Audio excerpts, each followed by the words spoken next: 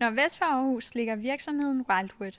Her har Sune Enevoldsen siden oktober 2013 lavet unikke møbler af træ. Jeg manglede at bruge mine hænder. Jeg havde brugt mit hoved utrolig meget, da jeg læste filosofi. Og fandt ud af, at jeg tænkte for meget og lavede for lidt med mine hænder.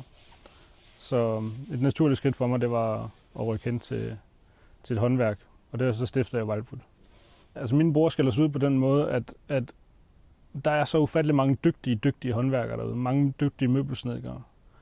Og de laver håndværket så godt, at du skal være håndværker for at se håndværket bagved. I mine bord der er de rimelig rustikke, så du kan se høvlens mærker en gang imellem. Du kan se savklingens mærker.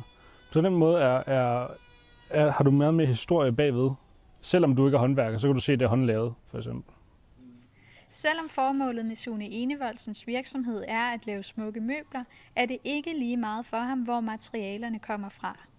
Det er meget, meget vigtigt.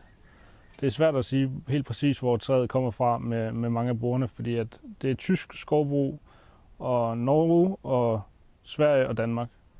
Det er de skovbrug, hvor vi ved, der er styr på det. For tiden er Sune Enevoldsen i gang med at lave 34 skærebrætter.